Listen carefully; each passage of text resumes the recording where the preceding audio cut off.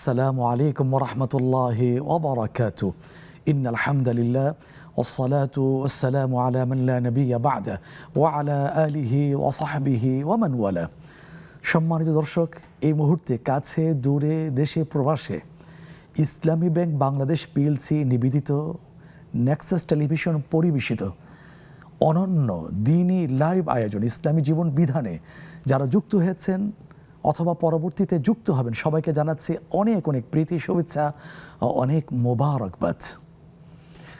প্রিয় দর্শক, বর্ষাকাল শুরু হয়েছে। গাছ এটা শ্রেষ্ঠ সম্পদ। আল্লাহ সুবহানাহু ওয়া তাআলা মানুষের কল্যাণে পৃথিবীর সব সৃষ্টি করেছেন। জরুরি পরিস্থিতিতে যুদ্ধের সময়ও গাছ কাটতে রাসূল সাল্লাল্লাহু নিষেধ করেছেন। পাশাপাশি অকারণে গাছ নষ্ট করা, ফসল নষ্ট করা এটা গুনার কাজ। কেন? কারণ এই গাছ পৃথিবীর শ্রেষ্ঠ সম্পদের পাশাপাশি পৃথিবীর ভারসাম্য রক্ষা করে। এটা সাদকা জারিয়া। এই সম্পর্কে আমরা আলোচনা শুনবো ইনশাআল্লাহ। মৌসুমী আলোচ্য বিষয় সেটা হচ্ছে বৃক্ষরোপণে নবীজি সাল্লাল্লাহু আলাইহি ওয়াসাল্লামের নির্দেশনা। এই চমৎকার আলোচ্য বিষয়ের উপরে অসাধারণ আলোচনা উপস্থাপন করার জন্যে এবং আপনাদের জিজ্ঞাসিত প্রশ্নের দালিলিক সুন্দরভাবে জবাব দেওয়ার জন্যে আমাদের মাঝে এসে উপস্থিত হয়েছেন সম্মানিত অতিথি, আপনাদেরই সুপরিচিত ইসলামী মিডিয়া ব্যক্তিত্ব, ইসলামী চিন্তাবিদ, গবেষক, লেখক, সাংবাদিক এবং টঙ্গী ঐতিহ্যবাহী আন-নূর জামে মসজিদের মোহতারাম খতিব মোহতারাম শেখ আলী হাসান তৈয়ব হাফিজাহুল্লাহ। আসসালামু আলাইকুম ওয়া রাহমাতুল্লাহি ওয়া বারাকাতুহু। ওয়া আলাইকুম আসসালাম ওয়া রাহমাতুল্লাহি ওয়া বারাকাতুহু। স্বাগত জানাচ্ছি মোহতারাম। হাইয়াকুমুল্লাহ। মৌসুমী আলোচ্য বিষয়ে বারাকাল্লাহ। মৌসুমী কথা বলার একটা সুযোগ চলে আসছে আপনার জন্য। আপনি কেমন আছেন? আলহামদুলিল্লাহ, আশা করি আপনিও ভালো আছেন। আলহামদুলিল্লাহ আলহামদুলিল্লাহ। ইনশাআল্লাহ উপকারী কথা আপনার কাছে শুনবো, ইনশাআল্লাহ উপকৃত হব আমরা, উপকৃত হবেন সম্মানিত দর্শকবৃন্দ ইনশাআল্লাহ। প্রিয় দর্শক, আপনারাও আমাদের সাথে যুক্ত হতে পারবেন দুটি উপায়। একটি হচ্ছে এই স্ক্রিনে প্রদর্শিত নম্বরে সরাসরি ডায়াল করে, পাশাপাশি নেক্সাস টেলিভিশন ইসলামিক পেজে মন্তব্যের ঘরে আপনার সুচিন্তিত সংক্ষিপ্ত আকারে প্রশ্ন লিখে দেওয়ার মাধ্যমে ইনশাআল্লাহ আমরা চেষ্টা করব আপনার প্রশ্নের জবাব দেওয়ার জন্যে। আসুন আমরা আপনাদের প্রশ্ন পাবার আগে আজকের চমৎকার মৌসুমী আলোচ্য বিষয়ের উপর আলোচনা শুনে আসি। বৃক্ষরোপণে নবীজি সাল্লাল্লাহু আলাইহি ওয়াসাল্লামের নির্দেশনা। কি নির্দেশনা আসছে আসুন আমরা শুনি মোহতারামের কাছ থেকে। যে মোহতারাম শুনেছেন, অবগত হয়েছেন, কি নির্দেশনা? জি, ধন্যবাদ। নাহমাদুহু ওয়া নুসাল্লি আলা রাসূলিহিল কারীম। খুবই চমৎকার বিষয়, সময়োপযোগী বিষয়। আপনি যেমনটি বলছিলেন, বর্ষাকাল চলছে, বৃক্ষরোপণের একটা মৌসুম চলছে। সত্যিকার অর্থে বৃক্ষ যে আমাদের জন্য কত দরকারি এবং কত বড় নিয়ামত, এটা বোধহয় এবছর আমরা খুব ভালোভাবে টের পেয়েছি। এই বৃষ্টি শুরু হবার আগে পুরো দেশ জুড়ে, বরং পুরো পৃথিবীর অনেকগুলো দেশ জুড়েই এমন তাপপ্রবাহ চলছিল, মানুষের মধ্যে হাঁসফাঁস এবং এসি বিক্রি মানে অতীতে সব রেকর্ড ভঙ্গ করেছে। প্রচণ্ড গরম, এবং তখন সবাই বুঝতে পেরেছে গাছ আমরা কাটছি, শুধু গাছ রোপণ করছি না। দেখুন, ইসলামের সৌন্দর্য এখানেই যে ইসলাম আমাদের পার্থিব এমন কোনো কল্যাণের বিষয় নাই যে বিষয়টা আমাদেরকে উদ্বুদ্ধ করেনি, আমাদেরকে সুন্দর দিক নির্দেশনা দেয়নি। ইসলামের একটা বড় সৌন্দর্যের দিক এটাই যে বৃক্ষরোপণ তো মানুষ সামাজিক কাজ মনে করে, নিজের জন্য কল্যাণকর মনে করে, প্রকৃতির ভারসাম্য, এগুলো অনেক বিষয় আছে, সবগুলো ঠিক আছে, কিন্তু ইসলাম এটাকে ইবাদত বানিয়েছে। সুবহানাল্লাহ। ইসলামের অনন্যতা এই জায়গায়, রাসূল সাল্লাল্লাহু আলাইহি ওয়াসাল্লাম এটাকে ইবাদত বানিয়েছেন। কেমন ইবাদত? উনি এটাকে সাদাকায়ে জারিয়া বলেছেন। সুবহানাল্লাহ। এটা হাদিস আমরা জানি, যে বিখ্যাত হাদিস, রাসূল সাল্লাল্লাহু আলাইহি ওয়াসাল্লাম একসঙ্গে একটা মানুষ যখন মারা যাওয়ার পরেও তার 7টি কাজ অব্যাহত থাকে। 7টি স্কোপ থেকে উনি কবরে শুয়েও সওয়াব পেতে থাকেন। সেই 7টি কাজের মধ্যে রাসূল সাল্লাল্লাহু আলাইহি ওয়াসাল্লাম এটাও বলেছেন, আও গারাসা নাখলান, কোনো গাছ সে রোপণ করেছে, কোনো খেজুরের চারা, কোনো গাছ সে রোপণ করেছে। এবং বৃক্ষরোপণে রাসূল সাল্লাল্লাহু আলাইহি ওয়াসাল্লাম কতটা তাগিদ দিয়েছেন এটার সর্বোচ্চ যে প্রকাশ বিখ্যাত যে হাদিসটা, সেটা আমাদের আগেকার 4-এর 5-এর পাঠ্য বইয়ে কবিতার মধ্যে এটা ছিল যে তোমার হাতে যদি একটা চারা থাকে কিয়ামতের আগে, কিয়ামত হয়ে যাচ্ছে এরকম সময় হলেও সেই চারাটি রোপণ করো। অনেকেই মনে করতেন হাদিসটা বোধহয় বানাত না, এটা সহিহ হাদিস। মুসনাদে আহমদ সহ বিভিন্ন সনদে হাদিসটি বর্ণিত হয়েছে, বিভিন্ন জায়গায় এসছে। রাসূলুল্লাহ সাল্লাল্লাহু আলাইহি ওয়াসাল্লাম বলছেন যে ইদা ইয়াকুমুল কিয়ামা, যখন কিয়ামত সংগঠিত হবে, ওয়া বিয়াদি আহাদিকুম ফাসিলাতুন, তোমাদের কারো হাতের মধ্যে একটি চারা রয়েছে, তাহলে সে কিয়ামতটা সংগঠিত হবার আগেই সে যেন চারাটা রোপণ করে। সুবহানাল্লাহ। এর থেকে বৃক্ষরোপণের গুরুত্ব বোঝাতে আর কি এক্সপ্রেশন হতে পারে, আর কীভাবে বলা যেতে পারে যে কিয়ামত একটা পৃথিবীর সবচেয়ে বড় ঘটনা এবং পৃথিবীর মানে একদম সমাপ্তির ঘটনা। এরকম সময় তো মানুষের আর কোনো, ওই সময় মানুষের কোনো ইবাদত করলে কাজ হবে না, তাওবা করলেও কাজ হবে না। কিন্তু রাসূল সাল্লাল্লাহু আলাইহি ওয়াসাল্লাম বলছেন এই সময় যদি তার হাতে চারা থাকে সে জন্য এটাকে রোপণ করে, তাহলে রাসূল সাল্লাল্লাহু আলাইহি ওয়াসাল্লাম বৃক্ষরোপণকে কত বড় ইবাদত হিসেবে আখ্যায়িত করেছেন। সুবহানাল্লাহ। এবং বৃক্ষরোপণের ক্ষেত্রে একজন ইমানদার হিসেবে, একজন মানুষ হিসেবে, একজন নাগরিক হিসেবে আমাদের এর থেকে বড় অনুপ্রেরণার বিষয় কি হতে পারে? রাসূল সাল্লাল্লাহু আলাইহি ওয়াসাল্লাম নিজে বৃক্ষরোপণ করেছেন, তিনি বৃক্ষ নিজ হাতে পবিত্র হাত দিয়ে রোপণ করেছেন। উম্মে মা'বাদ রাদিয়াল্লাহু তাআলা আনহা, একজন মহিলা সাহাবী, তার বাগানে তিনি গিয়েছেন, গিয়ে দেখছেন যে তিনি গাছ রোপণ করছেন। তিনি বলছেন, ওখানে অনেকগুলো গাছ দেখলেন, তিনি বললেন যে এই গাছগুলো কার? তিনি বললেন যে এটা একজন মুসলমান রোপণ করেছে। তখন রাসূল সাল্লাল্লাহু আলাইহি ওয়াসাল্লাম বললেন, জানো, কেউ যদি মান গারাসা নাখলান আও শাজারান, যে ব্যক্তি কোনো গাছ, কোনো বৃক্ষ রোপণ করে, তো সেই গাছ রোপণ করার পরে এই গাছ থেকে যত পাখি এখান থেকে ফল খায়, যত পশু এটার থেকে উপকৃত হয়, ছায়া নেয়, বা যত মানুষ এখান থেকে উপকৃত হয়, এমনকি যত কীট পতঙ্গ এর সঙ্গে জড়িয়ে থাকে, একটা গাছের সাথে বিভিন্ন পর্যায়ে থাকে, তার শিকড়ের সঙ্গে থাকে, তার কাণ্ডের সঙ্গে থাকে, তার ফলের গোড়ায় থাকে, বিভিন্নভাবে আল্লাহর বিভিন্ন সৃষ্টি উপকৃত হয়। রাসূল সাল্লাল্লাহু আলাইহি ওয়াসাল্লাম বললেন সবগুলো তার আমলনামায় সাদাকা হিসেবে গণিত হবে। সুবহানাল্লাহ। এবং ইসলামে গাছকে বৃক্ষরোপণ করা, বনায়ন করা এবং সবুজায়ন করা, বৃক্ষ দিয়ে বিউটিফিকেশন করা, পরিবেশের ভারসাম্য রক্ষা করাকে এত গুরুত্ব দেওয়া হয়েছে যে কেউ যদি বিনা প্রয়োজনে একটি গাছ কাটে, রাসূল সাল্লাল্লাহু আলাইহি ওয়াসাল্লাম তাকে খুব কঠোরভাবে তাকে হুমকি দিয়েছেন। রাসূল সাল্লাল্লাহু আলাইহি ওয়াসাল্লাম বলেছেন, যে ব্যক্তি বিনা প্রয়োজনে কোনো বৃক্ষ কাটে, গাছ কাটে, কিয়ামতের দিন তাকে এটার জন্য অনেক বড় তাকে ক্ষতি বহন করতে হবে। আবু বকর রাদিয়াল্লাহু তাআলা আনহু তিনি শামে ছিলেন, শামের গভর্নরকে তিনি পাঠালেন যে খবরদার বিনা প্রয়োজনে গাছ কাটবে না। জি, খুবই গুরুত্বপূর্ণ আলোচনা শুনছিলাম। দর্শক লাইনে আছেন, আমরা আবার ফিরে আসবো ইনশাআল্লাহ। আসসালামু আলাইকুম ওয়া রাহমাতুল্লাহি ওয়া বারাকাতুহু। ওয়া আলাইকুম আসসালাম ওয়া রাহমাতুল্লাহি ওয়া বারাকাতুহু। আপনারা সবাই ভালো আছেন? আলহামদুলিল্লাহ, আশা করি আপনিও ভালো আছেন। আমিও ভালো আছি, আলহামদুলিল্লাহ। আলহামদুলিল্লাহ। স্বাগতম ভাইয়া। আমার নাম হচ্ছে নুরুল হায়দার চৌধুরী, চকবাজার, চট্টগ্রাম থেকে বলছিলাম আর কি। আমি আপনাদের নিয়মিত দর্শক। মাশাআল্লাহ, অভিনন্দন। আলহামদুলিল্লাহ। এখন প্রশ্ন দুটা। প্রথম প্রশ্ন হচ্ছে, হজ করার পর আমাদের নবীজি তো একবারই হজ করেছে, ফরজ হজ আর কি। এখন আমাদের নবীজিকে ফলো করলে তো একবারই হজ করাটাই সুন্নাহ, ঠিক আছে। তো একাধিক হজ করা যাবে কিনা এটা, প্লাস হজ করার পর করণীয় কি? আমরা যদি পরিবর্তন হতে না পারলাম, আমরা যদি পরিবর্তন হলে তো মনে করবো যে হজ কবুল হয়েছে আলহামদুলিল্লাহ, কিন্তু হজ করার পর আমাদের করণীয় কি করলে আমাদের হজ বুঝে যাবে যে এটা কবুল হয়েছে? হ্যাঁ, অনেক গুরুত্বপূর্ণ সমসাময়িক প্রশ্ন আপনি করেছেন। আরেকটা প্রশ্ন আছে। আচ্ছা, আরেকটা প্রশ্ন হচ্ছে বৃক্ষ নিয়ে। অযথা বৃক্ষ নিধন করা, অর্থাৎ মানে প্রয়োজনে তো গাছ কাটা যাবে, প্রয়োজনের জন্য যে সরকারি যে রাস্তার জন্য গাছ কাটছে ওটা কাটা যাবে ইনশাল্লাহ, কিন্তু অপ্রয়োজনীয় গাছ কাটলে পরে কি গুনাহ হতে পারে, কি মারাত্মক গুনাহ হতে পারে, কি হতে পারে, এটা একটু আমাদের, এটা হচ্ছে শরিয়া ভিত্তিক। এটা মুহতারাম বলেছেন খুব সংক্ষিপ্ত আকারে এবং অসাধারণ ভাবে, তারপর ইনশাআল্লাহ আবার বলবেন আপনার প্রশ্নের উত্তর দেওয়ার প্রয়োজনে। ইনশাআল্লাহ। ধন্যবাদ ভাই, আমাদের সাথেই থাকবেন ইনশাআল্লাহ। সেটা হচ্ছে কোনো সমস্যা আছে কিনা এটা। আচ্ছা, ঠিক আছে, অনেক ধন্যবাদ ভাইয়া, আমাদের সাথেই থাকবেন ইনশাআল্লাহ। আরেকজন দর্শক অপেক্ষা করছেন। আসসালামু আলাইকুম ওয়া রাহমাতুল্লাহ। ওয়ালাইকুম আসসালাম ওয়া রাহমাতুল্লাহি ওয়া বারাকাতুহু। আমি মৃত্তিকা মনি বলছিলাম বাড়িধারা থেকে। জি স্যার, আপনারা ভালো আছেন? হ্যাঁ, আলহামদুলিল্লাহ, আশা করি আপনিও ভালো আছেন। নিয়মিত আপনি আমাদের সম্মানিত দর্শক, স্বাগত জানাচ্ছি কৃতজ্ঞতা। জি, এবার কি জানতে চাচ্ছি সম্মানিত বোন? জি আলহামদুলিল্লাহ, আল্লাহ তাআলা ভালো রেখেছেন। শেখ, আমার দুটো কোয়েশ্চেন আছে। আমার ফার্স্ট কোয়েশ্চেন হচ্ছে যে আমি যদি সাদকায়ে জারিয়ার উদ্দেশ্যে কোনো ফলের গাছ লাগাই, তো সেক্ষেত্রে আমি কি সেই ফল খেতে পারবো, নাকি আমি শুধু সেই ফল দান সাদাকা করে দিতে পারবো? জি, অনেক গুরুত্বপূর্ণ, আর আমার- আজকের বিষয়ের সাথে সম্পৃক্ত। জি, আর দ্বিতীয় প্রশ্ন? জি। আর আমার সেকেন্ড কোয়েশ্চেন হচ্ছে, আমার আব্বু তো মারা গিয়েছেন, তো উনি আমার কাছে স্বপ্নে যে কোনো একটা খাবার খেতে চেয়েছেন। তো সেই খাবারটাই কি আমি যদি কোনো গরিব মানুষকে দান করে দিয়ে দিতে পারবো, নাকি কি করব? আসলে আমার কি করা উচিত? জি, কি করো? জি, অনেক ধন্যবাদ। আমরা জানবো ইনশাল্লাহ, আমাদের সাথেই থাকুন। জি মোহতারাম,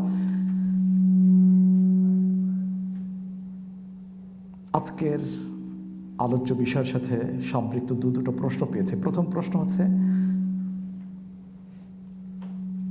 হজ একাধিকবার করা যায় কিনা? রাসূল আসলাম তো এক জীবনে একবার করেছেন। সাল্লাল্লাহু আলাইহি ওয়াসাল্লাম। জি, তার প্রশ্নটা খুবই গুরুত্বপূর্ণ প্রশ্ন। দেখুন, অনেকেই এই বিষয়ে চিন্তা করেন, এত টাকা খরচ হয়, কত মানুষ সারা জীবন চিন্তা করে হজ করার জন্য। আবার দেখা গেছে যে কত মানুষের কত অভাব আছে, সেই অভাবটা মোচন করা দরকার। তো বারবার হজে না গিয়ে সেই টাকা দিয়ে যদি অন্য কোনো জনকল্যাণমূলক কাজ করা হয়, এরকম চিন্তা থেকে অনেকের ভিতরে প্রশ্নটা আসে যে বারবার হজ করার দরকার আছে কিনা বা উমরা করার দরকার আছে কিনা। দেখুন, এই বিষয়ে মানে আরব বিশ্বের একজন বিশিষ্ট অনেক বড় বিশ্বজনীন একজন বিশ্বখ্যাত একজন স্কলার ডক্টর ইউসুফ আল কারজাবি রহমতুল্লাহি আলাইহি, তার একটি গবেষণা আমি পড়েছিলাম। তো যাই হোক, তিনি বিভিন্ন যুক্তি দিয়েছেন যে জনকল্যাণমূলক কাজ করা, আফ্রিকার দেশে অনেক মানুষ পানি পায় না, অনেকের অনেক সমস্যা আছে, সেগুলো নিরসন করা ফরজ আদায় হয়ে গেলে। কিন্তু দেখুন, রাসূল সাল্লাল্লাহু আলাইহি ওয়াসাল্লাম স্পষ্ট হাদিস আছে, সেই হাদিসটা হলো তাবিউ বাইনাল হাজ্জি ওয়াল উমরাহ ফাইন্নাহুমা ইয়ানফিয়ানিল কির فإنه ينفيان الفقر والذنوب كما ينفي الكير والخبث। তো রাসূল সাল্লাল্লাহু বলছেন যে তোমরা হজ এবং উমরা এটা আবর্তন করে করতে থাকো, বারবার করে হজ উমরা করতে থাকো, কারণ হজ এবং উমরা তোমাদের গুনাহ এবং দারিদ্র্যকে এমনভাবে ধুয়ে মুছে সাফ করে দেয়, যেরকমভাবে কামারের হাপড়ের ওখানে আগুনের মধ্যে যখন লোহা বা খনিজ পদার্থ দেয়, ওটার ভেতরে খাদ যখন বের হয়ে ওঠে, নিরেটটা বের হয়ে আসে, ঠিক এভাবেই যায়। তো এই হাদিসের আলোকে পরিষ্কার কথা হলো যে হজ উমরা বারবার করা সুন্নাহ।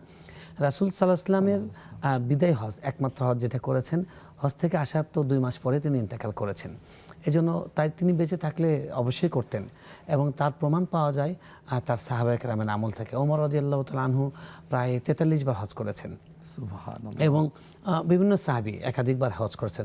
রাসূল সাল্লাল্লাহু জীবদ্দশায় মানে মক্কা বিজয় হবার পরে বিভিন্ন সাহাবীকে তিনি হজে পাঠিয়েছেন।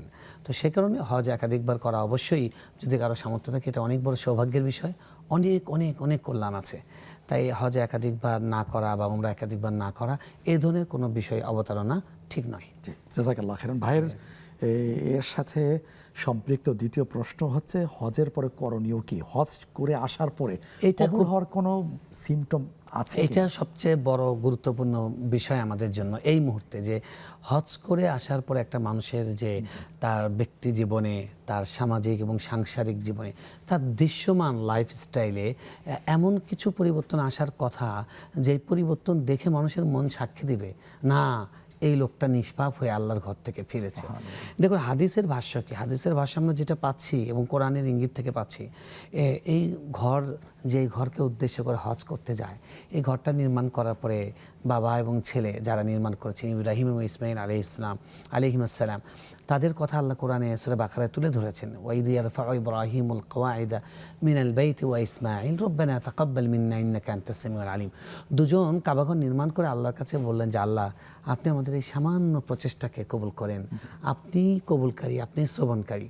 তো এই আয়াত থেকে বোঝানো হয়েছে যে কারো কোনো আমল আল্লাহর কাছে কবুল হয়েছে বা নেক আমলের একটা নিদর্শন হলো যে তিনি এই আমলটা শেষ করার পরে ভীত সন্ত্রস্ত থাকবেন যে আল্লাহ কি কবুল করলেন কিনা, কারণ আমার অনেক ত্রুটি হয়েছে, উনি যদি দয়া করে কবুল করেন কেবলমাত্র তখনই কবুল হয়ে থাকবে।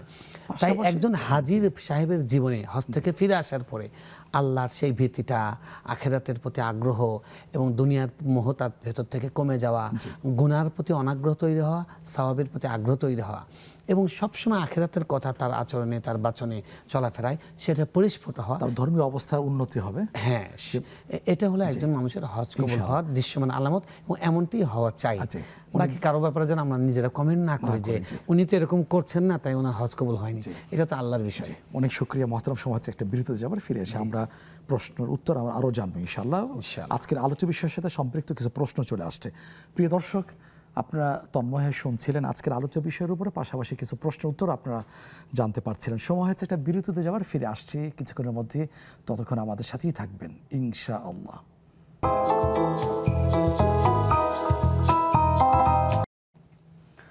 প্রিয় দর্শক, বিরতির পরে আমন্ত্রণ জানাচ্ছি ইসলামী ব্যাংক বাংলাদেশ পিএলসি নিবেদিত ইসলামের জীবন বিধান অনুষ্ঠানে।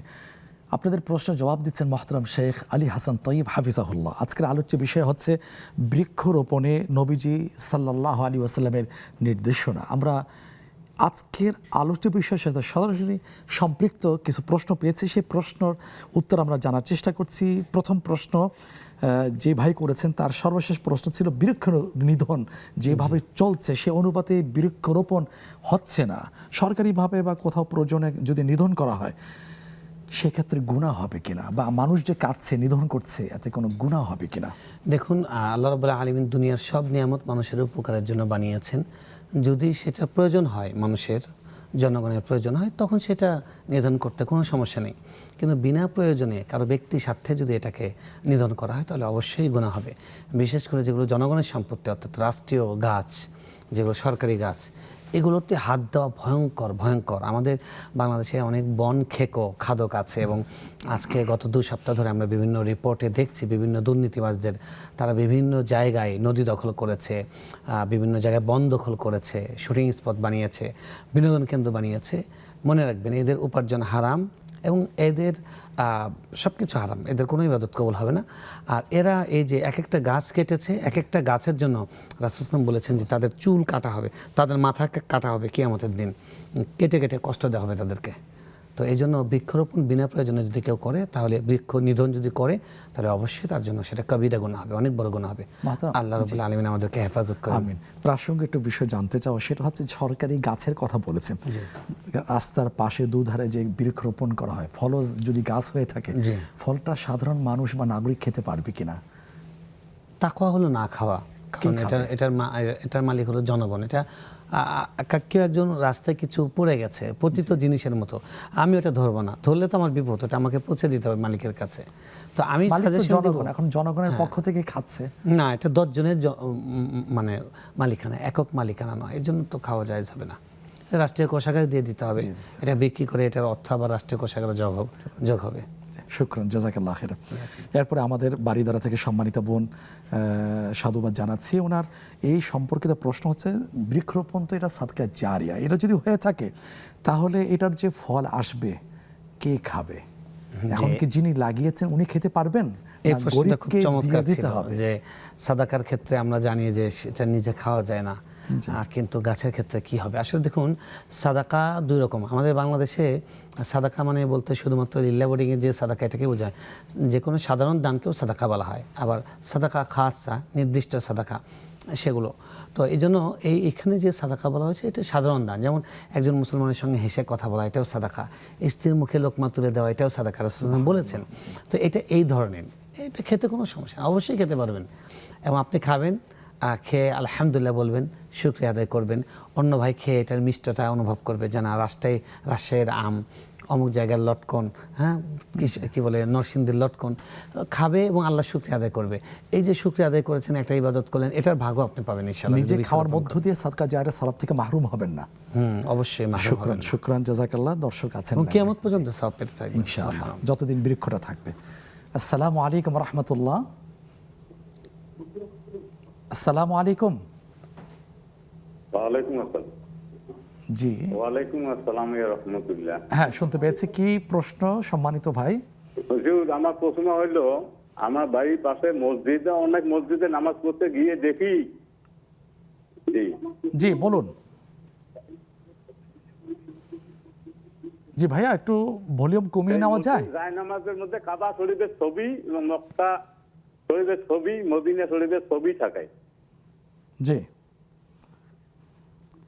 হ্যাঁ, এটা কোনো সমস্যা আছে কিনা এই তো প্রশ্ন। হ্যাঁ, এইটা কোনো সমস্যা হবে নাকি? পা দিয়ে পায়ে যাইতে হয় কিন্তু হ্যাঁ হ্যাঁ সামনে। হ্যাঁ হ্যাঁ, জি জি জি জি, বুঝতে পেরেছি। আর কোনো প্রশ্ন হ্যাঁ, জি, ভাইয়া? জি।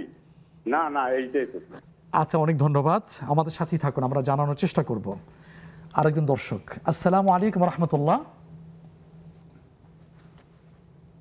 আসসালামু আলাইকুম, কে আছেন লাইনে? নাম পরিচয় দিয়ে প্রশ্ন করি। দুঃখিত, লাইনটি বিচ। জি জি জি, বলুন ভাইয়া। হ্যালো, জি, শুনতে পাচ্ছি। আসসালামু আলাইকুম। ওয়ালাইকুম সালাম। জি ভাইয়া, প্রশ্ন কি? ওয়ালাইকুম সালাম। প্রশ্ন হচ্ছে, আমার একটা ছেলে একটা মেয়ে। মাশাআল্লাহ। তো আমার যতটুকু সয় সম্পদ আছে, ছেলে কতটুকু পাবে এবং মেয়ে কতটুকু পাবে? জি এই এই এই প্রশ্ন আমার একটাই। জি জি জি, এখনই কি তাকসিম করে যেতে চান? জি হ্যাঁ, আমি আচ্ছা, মাশাআল্লাহ মাশাআল্লাহ, আখিরাতের জন্য আপনি গুছাচ্ছেন। আমরা এই মেরাজ সংক্রান্ত প্রশ্ন মহতারাম দিবেন কিনা, বা যেহেতু এটা সেন্সিটিভ বিষয়, তারপর আমরা লিখে নিলাম, গ্রহণ করলাম, দেখি। আমাদের সাথেই থাকুন ইনশাআল্লাহ। জি মহতারাম, ওই সম্মানিত বোনের প্রশ্ন হচ্ছে যে বাবাকে স্বপ্নে দেখেছিলেন, খাবার চেয়েছেন, এখন খাবারটা কোনো গরিব মিসকিনকে দিয়ে দিলে কি সেই স্বপ্নের যে দাবি সেটা কি পূরণ হবে? তিনি বলেছিলেন যে নির্দিষ্ট কিছু খেতে দেখেছেন বা জি। খেতে চাচ্ছেন, এরকম কিছু। দেখুন, স্বপ্ন, প্রথম কথা হলো স্বপ্ন আমাদের সাধারণ মানুষের স্বপ্ন কোনো শরীয়তের জন্য বিধান নয়। এটা কেউ কিছু দেখলে বা কেউ কিছু করার জন্য আদিষ্ট হলে সেটা তার জন্য করা জরুরি নয়। যেমনটি নবীদের ক্ষেত্রে ছিল, তাদের স্বপ্নগুলো ওহী ছিল। বাকি আপনি দেখেছেন, কেউ যদি দেখে তার প্রিয়জন, বাবা বা মা, প্রিয়জন কিছু খেতে চাচ্ছেন, পড়তে চাচ্ছেন বা কিছু খাচ্ছেন, এটা দেখে যদি তার মনের ভেতরে চিন্তা হয় যে এটা কোনো গরিব মানুষকে খাওয়ায়, আল্লাহর কাছে দোয়া করবো, আল্লাহ আমি খাওয়ালাম, আপনিও তাকে জান্নাতে খাওয়ান, এরকম আশা করতে কোনো সমস্যা নেই। রাসূল সাল্লাল্লাহু আলাইহি ওয়াসাল্লাম বলেছেন ওয়াল ফালু হাক্কান, এবং উনি ইউহিব্বুল ফাল, রাসূল সাল্লাল্লাহু আলাইহি ওয়াসাল্লাম এরকম নেক ফাল নিতে, শুভ লক্ষণ নিতে পছন্দ করতেন। সেই হিসেবে আপনি করতে পারেন। বাকি তিনি যদি কিছু খেতে চান বা খেতে কাউকে দিতে বলেন, সেটা মানে আপনার জন্য বাধ্যতামূলক নয়। আচ্ছা আচ্ছা আচ্ছা, জি। ইসালে সব যেটা তার পক্ষ থেকে গরিব মিসকিনকে এটা করে যেতে পারে। জি, এটা করতে পারেন, করতে পারেন। জি, এটা স্বপ্নের কোনো আদেশ নয়, এটা করলে উনি ওনার মনে লিয়াতমাইন্না করলেন, আর বারজাখে উপকৃত হবেন ইনশাআল্লাহ। জি, ইনশাআল্লাহ। শুকরান মহতারাম। এরপরে আরেকটি প্রশ্ন যেটা আমরা পুরুষরা দেখে থাকি, সেটা হলো অনেক জায়নামাজে কাবা এবং মদিনার ছবি থাকে, সেটা কি কোনো সমস্যা বা অসম্মান হয় কিনা? যে অনেকে এটা প্রশ্ন করেন, অনেকে চিন্তা করেন যে কাবা ঘরের উপরে পা কীভাবে দেব। এটা আমি মানে একটা সুন্দর বলি যে দেখুন, আপনারা দেখবেন ঘোষণা হয়েছে, আজকে তো বৃহস্পতিবার, আগামী শনিবার এশার পরে মক্কা শরীফে কাবা ঘরে গিলাফ পরিবর্তন হবে। বার্ষিক কাবার গোসল হয়, গোসল সেরিমনি এবং গিলাফ পরিবর্তন হয়। আজকে সেটা ঘোষণা হয়েছে, ব্রেকিং নিউজ। তো যখন কাবা ঘরের গিলাফ পরিবর্তন হবে, দেখবেন মানে ডজন ডজন লোক কাবা ঘরের ছাদে উঠেছেন, জুতা পরে উঠেছেন। তো সরাসরি কাবার কাঁধে যদি ওঠা যায়, তাহলে তার ছবির উপরে পা রাখতে কোনো সমস্যা নেই। দেখুন, এখানে কাবাকে সম্মান করা মানে হলো, কাবা যে একটা সিম্বল, কাবা ঘরের কোনো সম্মান নেই। এটা একটা ঘর হিসেবে অন্য ঘরের থেকেও আলাদা কিছু না, কিন্তু এটা আল্লাহর ঘর, এটা আল্লাহ এটাকে আখ্যায়িত করেছেন কোরআনে। এই যে আল্লাহ এটাকে ঘোষণা দেওয়ার কারণে এটা সম্মান। ওমর রাদিয়াল্লাহু তাআলা কি বলেছেন হাজর আসওয়াদের কাছে গিয়ে? ওয়াল্লাহি, আমি আল্লাহর কসম করে বলছি, আমি জানি যে ইন্নাকা লা হাজার, তুমি একটি পাথর কেবল, তুমি কোনো উপকার করতে পারো না, অপকার করতে পারো না। আমি যদি রাসূল সাল্লাল্লাহু আলাইহি ওয়াসাল্লামকে না দেখতাম যে তোমাকে চুম্বন করেছেন, কখনো তোমার দিকে চেয়েও দেখতাম না। তো এই যে পাথরের ঘর, ইট পাথরের ঘর, এই যে গিলাফ বানানো ঘর, এগুলো তো মানুষের বানানো, কিন্তু এটা আল্লাহর যে সিম্বল করেছেন, সিম্বলের কারণে এটা সম্মান। এই ঘরটার, এই পাথরের কোনো সম্মান আলাদা নেই যতক্ষণ আল্লাহ বা আল্লাহ রাসূল সেই সম্মানটা দিচ্ছেন। যেমন হাজর আসওয়াদকে রাসূল সাল্লাল্লাহু আলাইহি ওয়াসাল্লাম সম্মান দিয়েছেন, জান্নাত থেকে আসা পাথর, এইটুকু এটা সম্মান, এর বাইরে কোনো সম্মান নেই। সে কারণে কাবা ঘরের উপরে উঠতে বা কাবা ঘর আছে সেই জায়গায় পা দিতে, এটার উপর দিয়ে যেতে কোনো সমস্যা নেই। এটা আমাদের মাথার মধ্যে আনা উচিত না যে এটা সম্মান অসম্মানের ব্যাপার, বরং আমাদের মাথায় এটা আনা উচিত যে কাবা ঘর যে কিবলা, এই কিবলা আমাদেরকে দাবি করে 5 ওয়াক্ত সালাত পড়া, সেটা আমরা যেন ঠিক মতো করি।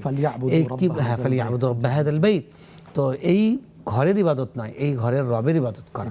এবং এই জন্য সাহাবীরা যখন কসম করতেন, কেউ বলতেন না কাবা ঘরের শপথ, তারা বলতেন রব্বা হাদিল বাইত, রব্বা কাবা, ইয়া রব্বা কাবা, হে কাবার রব। জাহিলি যুগের লোকেরা বলতো, হে কাবার রব বলতো, কাবার শপথ করতো না। কিন্তু মাত্র সম্মান দেখানো এটা ঈমানের দাবি, এমনি তো কাবাগরের দিকে থুতু কফ ফেলার তো নিষেধ আছে, সেটা নিষেধ করা হয়েছে। নিষেধ আসছে। সম্মান। সম্মানের ক্ষেত্রে নিয়ম হলো যে যেটা রাসূল সাল্লাল্লাহু আলাইহি ওয়াসাল্লাম বলেছেন সেটাই। জি। এখানে অন্য কিছু আরোপ করলে যেটা হয়ে যায়, মানুষ মানে এই জায়নামাজ, এই বই নামাজই পড়ে না অনেক মানুষ।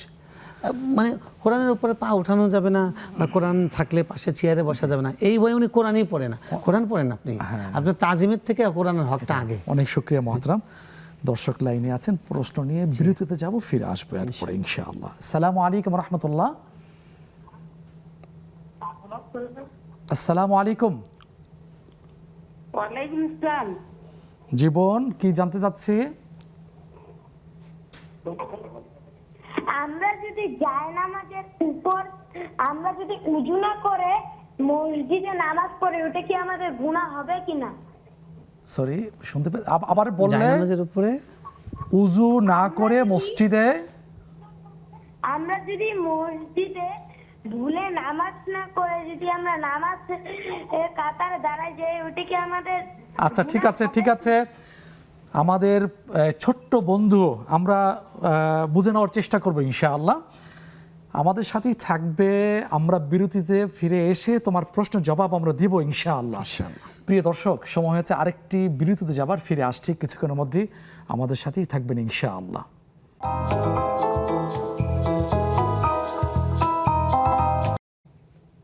প্রিয় দর্শক, বিরতির পরে আবারও আমন্ত্রণ জানাচ্ছি ইসলামী ব্যাংক বাংলাদেশ পিএলসি নিবেদিত ইসলামী জীবন বিধান অনুষ্ঠানে। আপনাদের প্রশ্নের জবাব দিচ্ছেন মোহতারাম শেখ আলী হাসান তাইয়িব হাফিজাহুল্লাহ। আমরা গুরুত্বপূর্ণ প্রশ্ন পেয়েছি, উত্তর জানানোর চেষ্টা করছি। এবার চলে যাচ্ছি ফোন কলের প্রশ্নের পরিবর্তে অনলাইনে প্রশ্নে। মোহতারাম এনামুল শেখ নামেক সম্মানিত ভাই জানতে চেয়েছেন, অক্টোপাস খাওয়া কি হারাম? জি হারাম। আমাদের ফিকহে হানাফি এবং উপমহাদেশের ফতোয়া, হিন্দিয়ার ফতোয়া অনুযায়ী এটা খাওয়া হারাম, কারণ এটা মাছ নয়। রাসূল সাল্লাল্লাহু আলাইহি ওয়াসাল্লাম বলেছেন হুয়া তাহুরু মাউহু ওয়াল হিল্লু মাইতাতুহু, যে এর মৃতটা খাওয়া বৈধ, এখানে মাছকে বোঝানো হয়েছে। তো এটাকে মাছ বলে মনে করা হয় না, এটা একটা জলজ একটা প্রাণী, তাই না খাওয়া উচিত। শুকরান। এরপরে লিপি নামে এক সম্মানিত বোনের প্রশ্ন হচ্ছে,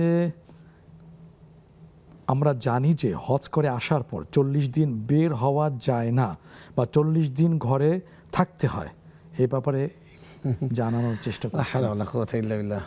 মানুষ এগুলো কোত্থেকে বানায় আল্লাহ আলম। হজ থেকে একটা মানুষ নিষ্পাপ হয়ে আসে এবং উনি আল্লাহর সঙ্গে সম্পর্ক জুড়ে আসেন, যে মৃত্যু পর্যন্ত এই সম্পর্ক অটুট রাখবেন।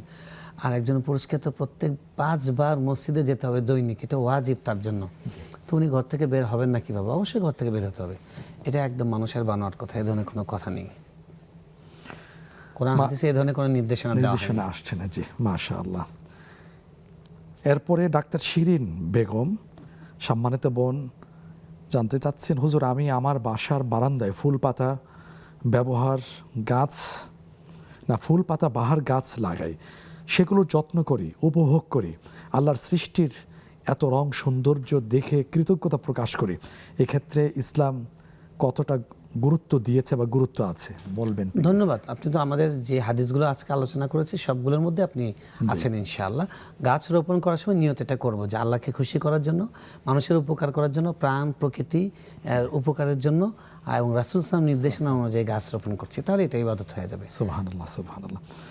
এরপরে মনির এইচ জামান ভাই জানতে চেয়েছেন, রাসূলুল্লাহ সাল্লাল্লাহু আলাইহি ওয়াসাল্লাম অসুস্থ অবস্থায় কি কখনো কোনো হাসপাতাল এবং ডাক্তারের শরণাপন্ন হয়েছিলেন? দেখুন, তখন তো আসলে ওরকম হাসপাতাল ছিল না, তখন সাধারণত কবিরাজ বা এই ধরনের চিকিৎসা মানুষ করতো। রাসূল সাল্লাল্লাহু আলাইহি ওয়াসাল্লাম তো কোনো কবিরাজের চিকিৎসা নেননি, যেহেতু তিনি হলো আল্লাহ রাসূল সাল্লাল্লাহু আলাইহি ওয়াসাল্লাম, তিনি আল্লাহর পক্ষ থেকে ওহী যা হতো সেই আলোকে চিকিৎসা নিয়েছেন। বাকি তার যখন রোগ হয়েছে তখন তিনি চিকিৎসা নিয়েছেন। যেমন ধরুন উহুদ যুদ্ধে তাকে যখন তার দন্দান মোবারক শহীদ করা হয়েছে, তখন তাকে তো ওখানে তার মেয়ে ফাতেমা রাদিয়াল্লাহু তাআলা আনহা ওখানে চাটাই পুড়িয়ে সেটা দিয়ে রক্ত বন্ধ করার চেষ্টা করেছেন, এবং তিনি চিকিৎসা নিয়েছেন। তিনি হিজামার কথা বলেছেন, যে আল্লাহ তাআলা রোগের শেফা রেখেছেন হিজামার মধ্যে। তো হিজামা করতে, এটাও একটা চিকিৎসা পদ্ধতি। হিজামাটা এখনকার ধরুন আপনি এখনকার অপারেশনের মতো, ওয়ান কাইন্ড অফ অপারেশন, এবং তার হার্ট অপারেশন করা হয়েছে, অর্থাৎ শাক্কা সাদা করা হয়েছে, ফেরেশতারা এসে করেছেন, সেটাও এক ধরনের ওপেন হার্ট সার্জারির মতো। তো সুতরাং তিনি চিকিৎসা নিয়েছেন এবং তিনি মৌখিকভাবেও আমাদেরকে আদেশ দিয়েছেন যে আল্লাহ তাআলা ইন্নাল্লাহ আনজালা লিকুল্লি দাইন দাওয়ান, আল্লাহ প্রত্যেকটা রোগের জন্য তার চিকিৎসাও পাঠিয়েছেন। উনি বলছেন আরেকটা হাদিসে যে ইন্নাল্লাহ আনজালা দাআ ওয়াদ দাওয়া, তিনি রোগ এবং রোগের চিকিৎসা দুটোই পাঠিয়েছেন। সুতরাং যেই রোগ সেই রোগকে তার দাওয়াই দাও, সেজন্য চিকিৎসা করা সুন্নাহ। সুন্নাহ, আমরা শুকরান। চিকিৎসা করব, বাকি বিশ্বাস করব শেফা আল্লাহর কাছ থেকে। চিকিৎসকের কাছে যাচ্ছি, ওষুধ খাচ্ছি, এটা আল্লাহর একটা বাহ্যিক একটা নির্দেশন, একটা। উসিলা, কিন্তু চিকিৎসার মূল ক্রিয়াশীল আল্লাহ আরোগ্য সুবহানাহু আল্লাহর ওয়া কাছ তাআলা। থেকে। জি, শুকরান। দর্শক আছেন লাইনে। আসসালামু আলাইকুম ওয়া রাহমাতুল্লাহ। আসসালামু আলাইকুম। আসসালাম। জি বোন। আমি ফারজানা ঢাকা থেকে বলছিলাম। জি স্বাগতম বোন। জি তো আমি হচ্ছে ডিভোর্সি, যে আমার যে ডিভোর্সের পরে দেনমোহরের টাকাটা সেটা দিয়ে আমি সঞ্চয়পত্র ক্রয় করেছি ব্যাংকে। তো সেটা দিয়ে কি আমি কোরবানি করতে পারবো? ওইটা যে 3 মাস অন্তর অন্তর যে টাকাটা আমার আসছে সেটা থেকে কি আমি আর কি ওইটা জমিয়ে কোরবানি দিতে পারবো? জি, তারপরে আর কোনো প্রশ্ন বোন? জি না। আচ্ছা ঠিক আছে। আসসালামু আলাইকুম। ওয়ালাইকুম আসসালাম রহমতুল্লাহ বরকাত। আল্লাহ আপনার রহম করুন, আমাদের সাথেই থাকুন। জি আরেকজন দর্শক। আসসালামু আলাইকুম রহমতুল্লাহ। ওয়ালাইকুম আসসালাম ওয়া রাহমাতুল্লাহি ওয়া বারাকাতুহু। আমি পাবনা নতুন ভারাঙ্গা থেকে বলছি, জি মোহাম্মদ ওমর ফারুক। স্বাগতম ভাইয়া, শুধু পাবনা থেকে। আমার আমার 3টে প্রশ্ন ছিল। প্রথম প্রশ্ন, আমাদের এলাকায় দেখি লোক মারা গেলে ওই আপনার গোসল করায় যেখানে, ওইখানে যে দিনের বেলা 3 দিন বা 7 দিন কাটা দিয়ে ঘিরে রাখে, কেউ যাতে না পারায়। আর আবার সন্ধ্যার পরে রাত্রিবেলায় মোমবাতি বা বাতি জ্বালায় রাখে। এইটা ইসলামিক কিছু জায়েজ যে বলবেন? আর 2 নম্বর যে দাঁড়িয়ে কিয়াম করা, এটা ইসলাম, এটা তো অনেকে, এক হুজুর বলে যে দাঁড়িয়ে কিয়াম করা যাবে, অন্য হুজুর বলে দাঁড়িয়ে কিয়াম করা যাবে না, বেদাত। এটা অনেকেই, এটা আসলে ইসলাম কি বলে? জি আর একটা হচ্ছে এই মোনাজাতটা, মানে ফরজ নামাজের পরে যে কিছু হুজুর বলে যে মোনাজাত নাই, এটা দিয়ে এটার কথাটা একটু বলতে। জি অনেক ধন্যবাদ। আমরা জানবো ইনশাল্লাহ, আমাদের সাথেই থাকুন। জি মহতারাম, আমরা আবার ফোন কলে প্রশ্ন চলে যাচ্ছি। সম্মানিত ভাইয়ের এক প্রশ্ন ছিল, তার এক ছেলে এক মেয়ে, তার স্থাবর অস্থাবর সম্পত্তি থেকে কে কতটুকু পাবেন? জি, তিনি বোধহয় বলতে চাচ্ছেন যে এখন লিখে দিতে চান বা হ্যাঁ, এরকম এখন- কিছু। হ্যাঁ। প্রথম কথা দেখুন, মানে ওয়ারিশ, মিরাজ, যেটা মিরাজ হলো, মিরাজ কাকে বলা হয়? একজন মানুষ মারা যাওয়ার পরে তার ওয়ারিশিন যারা আছে, তারা যেই সম্পত্তি, সেই সম্পত্তিটা পায়, সেটাকে মিরাজ বলা হয়, এবং সেটাকে ওয়ারাসা বলা হয়, এবং সেটা মিরাসি সম্পত্তি বলা হয়। তো আসলে এই জিনিসটা মৃত্যুর পরে বন্টন হবে, আল্লাহ সেটা কোরআনে বলে দিয়েছেন। আমাদের দেশে অনেকে করে কি, জীবিত থাকতে এটা বন্টন করে দেয়। এটা কোরআনী নির্দেশনার পরিপন্থী। এই জন্য আপনি এখনো বন্টন করবেন না। আপনি ওসিয়ত করতে পারেন, আপনি ডিরেকশন দিতে পারেন, সেটা করতে পারেন। আর 2 নম্বর, কে কতটুকু পাবে? দেখুন, মেয়ে এবং ছেলে যা পাবে মেয়ে তার অর্ধেক পাবে, মেয়ে যা পাবে ছেলে তার ডাবল পাবে, এইটুকু শুধু আপনি জেনে রাখেন। আর বাকি অ্যাকুরেট কতটুকু পাবে সেটা তো আপনাকে লিখিতভাবে একটা ফতোয়া বেগে যেতে হবে, কি কি আপনার সম্পত্তি আছে, এবং আপনার ছেলে মেয়ে ছাড়া আর কে কে, আপনার বাবা মা আছেন কিনা, আর আপনার স্ত্রী কজন বা আপনার স্ত্রী আছেন কিনা, আর অন্যান্য বিষয় আসবে। সব মিলে সব ওয়ারিসে যেগুলো কোরআনে বন্টন করা আছে সেগুলো ভাগ, সেই অনুযায়ী ভাগ পাবে তারা। জি, আশা করি সম্মানিত ভাই আপনার ছেলে মেয়েরা সংক্রান্ত প্রশ্ন উত্তর পেয়েছেন, পরামর্শ দিয়েছেন কিভাবে, কোত্থেকে আপনি এই ব্যাপারে সুস্পষ্ট জবাব জানতে পারবেন। এরপরে ডিভোর্সে এক সম্মানিত বোন জানতে চেয়েছেন, দেনমোহর দিয়ে সঞ্চয়পত্র কিনেছেন, সেখান থেকে কোরবানি করা যাবে কিনা? অনেকগুলো দুঃখজনক ব্যাপার একসঙ্গে ঘটেছে। ডিভোর্স হয়েছে, আল্লাহ আপনাকে রহম করুন। আমিন, তারপরে আপনি সেই টাকাটা আবার ব্যাংকে সঞ্চয়পত্র খুলেছেন, এটাও আল্লাহ দয়া করুন। দেখুন, সঞ্চয়পত্র এটা জায়েজ নেই। সঞ্চয়পত্রটা হলো যে আপনি কথার কথা ব্যাংকে ঋণ দিয়েছেন, ব্যাংকে বা সরকারকে ঋণ দিয়েছেন, ওনারা এই লোন দিয়েছেন, আপনি সেখান থেকে আপনাকে মাসে মাসে প্রফিট দিচ্ছে, এটা স্পষ্ট হারাম, সুদ হারাম, সঞ্চয়পত্র হারাম, তাই আপনি এটা করতে পারবেন না। আর যেহেতু হারাম, সুতরাং এটা দিয়ে আপনার সাদাকা করা, জাকাত দেওয়া, কোরবানি করা কোনোটাই করতে পারবেন না। কারণ ইন্নাল্লাহ তাইয়িব লা ইয়াকবালু ইল্লা তাইয়িব, আল্লাহ পবিত্র, আল্লাহকে শুধু পবিত্রটাই দেওয়া যায়, অপবিত্র জিনিস, হারাম জিনিস সেটা আল্লাহকে দেওয়া যায় না। আপনার করণীয় হলো এটা দিয়ে তো না করা, এবং এখান থেকে টাকা তুলে এনে হালাল কোনো জায়গায় ইনভেস্ট করা। তখন আপনি সেই ইনভেস্টের টাকা দিয়ে যদি প্রফিট আসে, সেটা দিয়ে আপনি এই কাজগুলো করতে পারবেন। আল্লাহ আপনাকে সেই তৌফিক দান করুন। চমৎকার বলেছেন, জাযাকাল্লাহ খাইরান। পাবনা থেকে ভাইয়ের তিনটা প্রশ্ন। প্রথম প্রশ্ন হচ্ছে, দেখা যায় মৃত ব্যক্তিকে যেখানে গোসল দেওয়া হয়, গোসল দেওয়ার জায়গায় 3 দিন 7 দিন একটা ব্যারিকেড দিয়ে রাখা হয়, রাতে সন্ধ্যা হলে মোমবাতি, আগরবাতি জ্বালানো দেওয়া হয়। এটা শরীয়ত সম্মত কিনা, না, বা মৃত ব্যক্তির কোনো উপকার হয় কিনা? মানে এই ধরনের এটার সঙ্গে কোনো অপবিশ্বাস তো লালন করা যাবে না। মানুষের জীবনের সবচেয়ে 3টা বড় ইভেন্ট হলো জন্ম, মৃত্যু এবং বিয়ে। দুঃখজনক ব্যাপার হলো এই 3টা ব্যাপারই আমাদের কুসংস্কারাচ্ছন্ন। যেগুলো সুন্নায় বর্ণিত আছে, কোরআনে বর্ণিত আছে, এর বাইরে আমরা কোনো কিছু বিশ্বাস করব না, কোনো আচার পালন করব না। রাসূল সাল্লাল্লাহু আলাইহি ওয়াসাল্লাম এরকম আমাদেরকে কোনো নির্দেশনা দেননি যে কেউ মারা গেলে তার গোসলের ওই স্থানে আগরবাতি জ্বালাতে হবে বা মোমবাতি জ্বালাতে হবে বা ওখানে ঢেকে রাখতে হবে। অন্য ধর্মে এরকম কুসংস্কার আছে, এই ধরনের কোনো কুসংস্কার ইসলামে নেই। আর মৃত ব্যক্তি তো সে তার ফিরে আসছে না রুহু পর্যন্ত, তার জায়গা মতো চলে গেছে। এটা মানে মুশরিকদের মানে ধর্ম বিশ্বাসের অন্তর্ভুক্ত, পৌত্তলিক ধর্মের এই ধরনের অপবিশ্বাস। যে শুকরান মহতরম, সময় হচ্ছে একটা বিরতি যাবার। প্রিয় দর্শক, ফরজ নামাজের পরে কি মোনাজাত আছে? কিয়াম বিষয়টাকে ইসলাম কিভাবে দেখে? এই জাতীয় আরো কিছু গুরুত্ব প্রশ্ন নিয়ে ফিরে আসছি বিরতির পরে। যাচ্ছি বিরতিতে, আপনারা আমাদের সাথেই থাকবেন ইনশাআল্লাহ।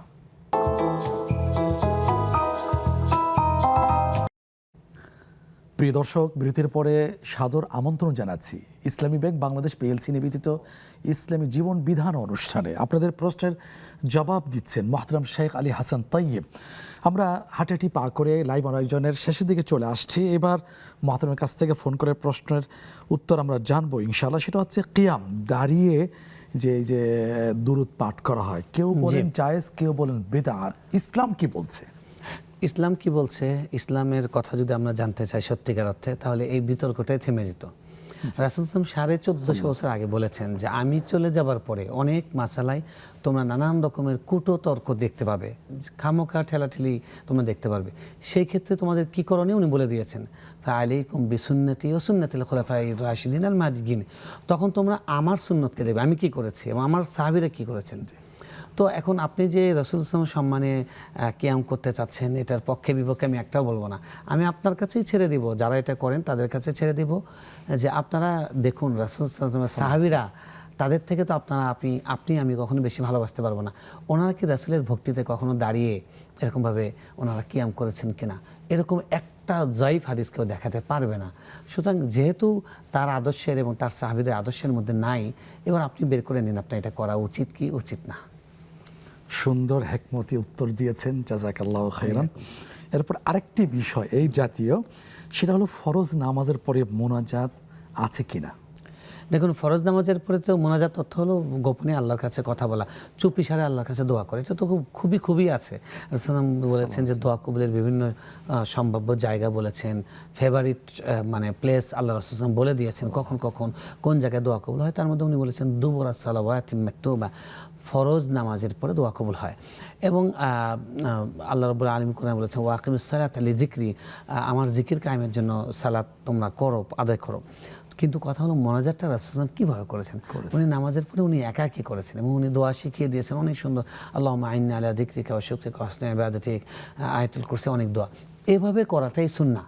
বাকি আমাদের দেশে ওলামায়ে কেরামরা অনেক সময়ই মানুষকে প্রশিক্ষণ হিসাবে, যে মানুষ কীভাবে দোয়া করতে হবে সেই প্রশিক্ষণ হিসাবে দোয়া করে থাকেন।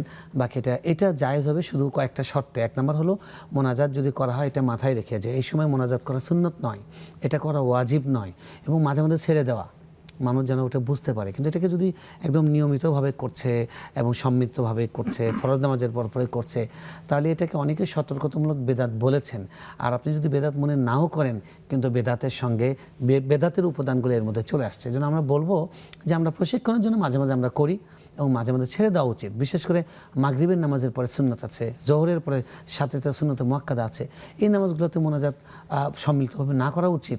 এবং দেখা যায় যে মোনাজাত যারা করেন, আলহামদুলিল্লাহ আলামিন বিরহমাতিকা আরহামার রাহিমিন, মোনাজাতের যে আদবটা আছে, একটু সময় নিয়ে আল্লাহর প্রশংসা করা, দরুদ পড়া, তারপরে আল্লাহর কাছে চাওয়া, তো এই আদবগুলো রক্ষা হয় না। এই জন্য আমরা বলবো যে সুন্নত হলো যে এই সময় দোয়া ব্যক্তিগতভাবে করা। আর বাকি যেখানে এটা প্রচলিত আছে এটা বেদাত বলে ঝগড়া করার দরকার নেই। আমরা তাদেরকে নাসিহত করব যে আপনারা আস্তে আস্তে এই নিয়মিত করা থেকে বেরিয়ে আসুন। তারপরে এমন তো দেখা যায় মোহতারাম, যারা মাসবুক শুরু থেকে যুক্ত হতে পারেননি, তাদের ডিস্টার্ব হয়, মনোযোগে ব্যাঘাত সৃষ্টি হয়। হয়। মাশাআল্লাহ, সুন্দরভাবে আপনি জবাব দিয়েছেন। এরপরে আমরা ফেসবুকে প্রাপ্ত প্রশ্নে চলে যাচ্ছি। ফারহানা ইসলাম নামে এক সম্মানিত বোন লিখেছেন, আসসালামু আলাইকুম, আমি শুনেছি যে একজন মুমিন লোকের নাকি মৃত্যু কষ্ট হয় না, তাদের মৃত্যুর সময় নাকি আটা থেকে চুল টানার মতো অনুভূত হয়, এটা কি সঠিক? জি, এটা সঠিক। রাসূল সাল্লাল্লাহু আলাইহি হাদিস এটা বলেছেন। উনি বলেছেন তুহফাতুল মুমিন আল মাউত, মৃত্যুর মুমিনের জন্য মৃত্যু হলো ও মানে একটা উপহার। কারণ মৃত্যু হলো সেই সাঁকো, যে সাঁকো দিয়ে পার হয়ে আল্লাহর সাথে গিয়ে আমরা মিলিত হব। সুবহানাল্লাহ, সুবহানাল্লাহ। এরপরে আরেকটি প্রশ্ন, যেহেতু হজের মৌসুম শেষ হয়েছে তারপরও ব্রাদার মোহাম্মদ বদরুজ্জোজা ভাই জানতে চেয়েছেন সরকারি টাকায় ফাও হজ করা কি সঠিক? ওনার কথাটা হুবহু আমি শোনালাম। জি জি, তিনি আসলে নেগেটিভ ভাবেই বলতে চেয়েছেন, যেহেতু ভাও শব্দটা ইউজ করছেন। দেখুন, কেউ যদি কাউকে যদি সরকার দরকারি কাজে যদি পাঠায়, তাহলে তো তিনি যেতেই পারেন, হজ করতেই পারেন। বাকি তদবির করে লবিং করে যেভাবে সরকারি টাকায় হজে যাওয়ার প্রবণতা আমরা চারপাশে দেখতে পাচ্ছি, প্রত্যেকবার হজ মৌসুমে আমরা দেখি, এগুলো ঠিক নয়। এই ধরনের হজে আসলে আল্লাহু আলাম, এই ধরনের অর্থ যেই টাকাটা, সেই টাকাটা তাদের জন্য সন্দেহযুক্ত টাকার তো হজ কবুল হবে না। এবং কেউ যদি দায়িত্বশীল হিসেবে যান, হজের প্রশিক্ষক হিসেবে বা হজের লোকদের, সরকারি হজে যারা এজেন্সি যেগুলো আছে, সরকারি ব্যালটে যারা হাজে আছেন, তাদের সার্ভিস দেওয়ার জন্য যাচ্ছে, তাহলে তো তাদের যাওয়াটা ঠিক আছে। কিন্তু না, আমার শালা হিসেবে আমার তদবির আছে। আমি দেখেছি এবার ধর্ম মন্ত্রণালয় থেকে বলা হয়েছে যে ওনাদের তদবির আছে বিভিন্ন জনের। এই ধরনের তদবিরবাজদের হজের কোনো প্রশ্ন ওঠে না, এই ধরনের হজ কবুল হবে না ইনশাআল্লাহ। আমরা সর্বশেষ প্রশ্নটা আপনার কাছে পেশ করছি। আফিয়া নামে এক বোন, ওনার লম্বা প্রশ্ন, হয়তো উত্তরটা সংক্ষিপ্ত আকারে হবে, যে ভাইয়া আমি অনেকগুলো সূরা মুখস্থ করেছিলাম, যেমন সূরা ইয়াসিন, সূরা মুলক, সূরা আর রহমান, সূরা ওয়াকিয়া, সূরা মুজাম্মিল, আরও সূরার অংশ বিশেষ যেমন আলী ইমরানের শেষ 10 আয়াত, সূরা কাফ, এগুলো এখন ভুলে যাচ্ছেন, কিভাবে মনে রাখবেন, পরামর্শ চাচ্ছেন। দেখুন, খুবই সহজ। ক্ষুধা লেগেছে, কিভাবে পেট ভরাবেন? আপনাকে খেতে হবে। আপনি মুখস্থ করেছেন, এটা বারবার তাকরার বারবার পড়তে হবে। কোরআনের এটা মজেজা যে কোরআন যদি কেউ এটাকে অবহেলা করে, কিছুদিন এটাকে অযত্নে ফেলে রাখে, কোরআন তার বুক থেকে চলে যাবে। এটা তো আল্লাহ তার সিনার মধ্যে এনেছেন। এই জন্য আপনি বেশি বেশি পড়ুন, দিনের বেলা পড়ে এটা নামাজে পড়ার চেষ্টা করুন এবং আল্লাহর কাছে দোয়া করুন যে আল্লাহুম্মা ইজমা কিতাবাকা ফি সাদরি, আল্লাহ আপনার কিতাব আমার হৃদয়ে বক্ষে আপনি সন্নিবেশিত করে দিন, ইনশাআল্লাহ আপনার ইয়াদ বাড়বে। সর্বশেষ ফোন করে প্রশ্ন, আমাদের এক ছোট্ট বন্ধু জানতে চেয়েছিল যে ওযু ছাড়া যায় নামাজে যদি বসে যায়, অথবা ওযু ছাড়া মসজিদে গিয়ে নামাজ পড়ে ফেলে, এতে কি ছোট্ট বন্ধুর গুনাহ হবে, অথবা বড়দের ক্ষেত্রে করণীয় কি? মনে আসার ছোটদের তো পরে কোনো অবস্থাতেই গুনাহ হবে না, যারা নাবালক আছে, যারা মুকাল্লাফ হয়নি এখনো। বাকি অন্যদের ক্ষেত্রে জানামাজের উপরে ওযু ছাড়া বসতে কোনো সমস্যাই নেই, আর মসজিদেও যেতে সমস্যা নেই। কিন্তু যদি উনি নামাজ পড়ে ফেলেন, সেটা হলো উনি বুঝতে পারেননি, ওযু ছিল না, তাহলে তো আল্লাহ ওনাকে ক্ষমা করবেন, ওই নামাজটা আবার পড়ে নিতে হবে তাকে, যদি ফরজ নামাজ হয়ে থাকে। ওযু ছাড়া মসজিদে যাওয়ার কি সুযোগ আছে? কোনো সমস্যা নেই। সুন্নাহর খেলাফ না মুহতারাম? না, সুন্নতের খেলাফ নয়, আদবের খেলাফ। মসজিদে ঢোকার জন্য ওযুর কোনো আদব নয়, উনি যেতেই পারেন অন্য কোনো কাজে, কিন্তু ইবাদতের জন্য যখন ঢুকবেন তখন তো অবশ্যই তার ওযু করে যাওয়া উচিত। কোরআন তেলাওয়াতের জন্য, নামাজের জন্য, তখন তো ওযু পূর্বশর্ত। জি জি, অনেক শুকরিয়া মুহতারাম। আমরা হয়তো একেবারে শেষ দিকে এসে উপনীত হয়েছি। আজকের আলোচ্য বিষয় সম্পর্কে ছোট্ট কথা কি বলবেন আপনি? বৃক্ষরোপণে রাসূলুল্লাহ সাল্লাল্লাহু আলাইহি ওয়াসাল্লামের নির্দেশনা। আমি ছোট্ট করে একটা কথা বলবো যে আমরা আসলে কালকে বাংলাদেশে 2 লাখাধিক মসজিদে খুতবা হবে জুমার, এবং আমরা খতিবরা আছি, আলেমরা আছি। আমরা কিন্তু মানুষকে একটা দায়িত্ব পালন করার জন্য বলতে পারি, নিজেরাও পালন একটা সুন্নাহ জিন্দা করতে পারি, সেটা হলো বৃক্ষরোপণ করা। আবু দারদা রাদিয়াল্লাহু তাআলা আনহু, তিনি গাছ লাগাচ্ছিলেন, পাশ দিয়ে যাওয়ার সময় একজন বললেন যে আপনি সাহাবীও গাছ লাগাচ্ছেন, উনি বললেন এটা একটা ইবাদত। তাই এই ইবাদত এই বর্ষাকালে আমরা সকলে করার চেষ্টা করি। অনেক শুকরিয়া, জাযাকাল্লাহ খাইরান। আলোচ্য বিষয়ের ফিনিশিং আপনার মাধ্যমে পেয়েছি। বারাকাল্লাহু ফি ইলমিক। আমিন ভাইয়া। প্রিয় দর্শক, বৃক্ষরোপণে রাসূলুল্লাহ সাল্লাল্লাহু আলাইহি ওয়াসাল্লামের নির্দেশনা। বর্ষাকাল চলছে, সাদাকা জারিয়া হচ্ছে। রাসূলুল্লাহ সাল্লাল্লাহু আলাইহি ওয়াসাল্লাম বলেছেনও যে কেউ যদি বৃক্ষরোপণ করে, শস্য উৎপাদন করে, সেখান থেকে যদি মানুষ খেয়ে ফেলে পাখি, পশু, সাদাকা দান না করেও আমলনামায় সাদাকা দানের সব হিসাবে গণ্য হচ্ছে। আরেকটি চমৎকার হাদিস আমরা শুনেছি, সেটা হলো কিয়ামত হবে, এসে গেছে, গাছের চারা আছে, তাও লাগাতে বলা হয়েছে। কত গুরুত্ব দেওয়া হয়েছে। আসুন না, আজকের লাইভ আয়োজন সার্থক হবে যদি আমাদের আহ্বানটা যদি বাস্তবায়িত হয়। সেটা হলো অন্তত একটা গাছ লাগাই, এই আহ্বান জানিয়ে আজকের লাইভ আয়োজন শেষ করছি। আমি মোহাম্মদ মুস্তফা জামান। আসসালামু আলাইকুম ওয়া রাহমাতুল্লাহি ওয়া বারাকাতুহু।